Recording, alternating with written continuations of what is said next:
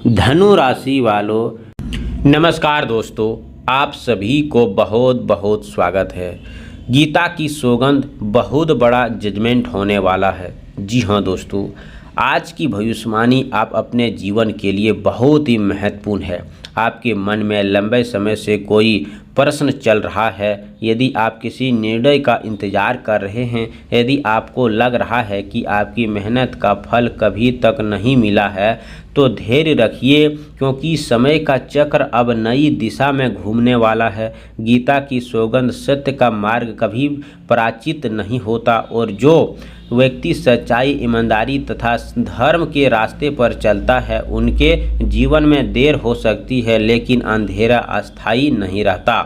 आने वाला समय आपके जीवन में एक ऐसे बड़े जजमेंट का खबर दिखाई दे रहा है जो आपकी किस्मत की दिशा बदल सकता है। यह जजमेंट केवल अदालत का नहीं बल्कि कानूनी मामलों तक सीमित नहीं है, बल्कि जीवन में हर क्षेत्र में होने वाली उस निर्माण की मोड़ का है जहां सत्य की जीत होगी और आपके पक्ष में परिस्थितियां बदलती हुई दिखाई देगी। यदि किसी के आपके साथ अन्याय किया है, आपकी मेहनत पर श्रेष्ठ पहुंचाए हैं, तो आपके विश्वास को तोड़ा है या आपको कमज़ोर समझा पीछे धकेला है, तो कोशिश है कि तो आज आपके न्याय होने वाला है। जो लोग आपके धैर्य को आपकी कमजोरी समझा है, वही लोग आपकी सफलता देखकर आश्चर्य करेंगे। परिवार में यदि कोई पुराना विवाद चल रहा है, तो उनमें सुलझने का खबर दिखाई दे सकता है। नौकरी करने वालों को वरिष्ठ अधिकारी से सराहना मिल सकती है। व्यापार करने वाले के लिए रुका हुआ धन वापस आने का नया अवसर मिलने की संभावना बन रहा है। विद्यार्थियों के लिए मेहनत का परिणाम उम्मीद से बेहतर हो सकता है। यदि आप किसी परीक्षा, इंटरव्यू, महत्वपूर्ण निर्माण की परीक्षा कर रहे हैं, तो यह भी आपको संभव है। इसीलिए दोस्तों, भगवान ईश्वर पर भरोसा रखें कि हमारे न्याय का मार्ग तैयार कर रहे हैं। गीता का खबर दोस्तों यही, कर्म करते रहो, फल की चिंता मत करो, क्योंकि उचित समय पर न्याय अवश्य मिलता है। आने वाले दिनों में कोई ऐसी खबर आपके चेहरे पर मुस्कान ला सकती है जिसके आपने लंबे समय से कल्पना की।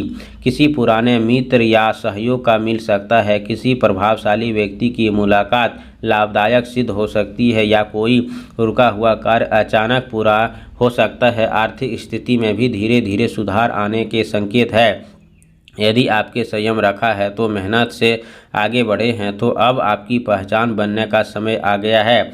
जो लोग आपको नज़रअंदाज करते थे, वही आपकी सलाह लेने का आ सकते हैं। आपके आत्मविश्वास में वृद्धि होगी, मन में नई ऊर्जा का संचार होगा। यह समय जल्दबाजी करने का नहीं बल्कि सही अवसर को पहचान आगे बढ़ने का है। अपने शब्दों पर नियंत्रण रखें, क्रोध से बचें और हर निर्णय सोच समझ कर लें। ईश्वर पर विश्वास बनाए रखें, क्योंकि सत्य और धैर्य का साथ कभी व्यर्थ नहीं जाता। यदि आपके मन में किसी बड़े फैसले को लेकर चिंता है, तो सकारात्मक सोच बनाए रखें और अपने कर्म पर ध्यान दें। आने वाला समय आपकी नई संभावना का द्वार खोल सकता है। यह भी संभव है कि किसी व्यक्ति से कभी आपका साथ छोड़ दिया है, तो वही दोबारा आपके जीवन में लौटकर अपनी गलती स्वीकार करें।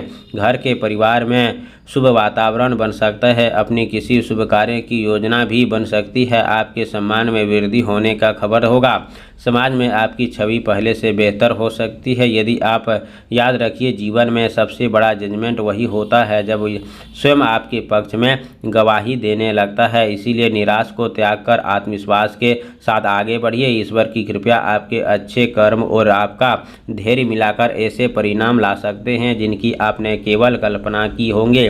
विश्वास बनाए रखिए, सत्य का साथ न हो तो छोड़ें। हर परिस्थितियां सकारात्मक बने रहे, क्योंकि जब तक समय बदलता है तो संघर्ष की कहानी सफलता की मिसाल बन जाती है। इसी के साथ दोस्तों, आप सभी से निवेदन है कि शुक्रवार चाहे कि जीवन में सत्य की जीत हो, रुके हुए कार्य पूरे हो, शुभ समाचार प्राप्त हो, तो आपके पक्ष में अच्छे निर्माण बनने लगे, तो शुक्रवार के दिन प्राप्त स्नान के बाद सफ़ेद हल्के वस्त्र धारण करें। इसके बाद माता और भगवान विष्णु के सामने श्रद्धा से घी का दीप जलाएं, कमल का फूल अर्पित करें, पुष्प अर्पित करें और श्रद्धापूर्वक से ओम श्री महालक्ष्मी मंत्र का कम से कम 108 बार जाप करें।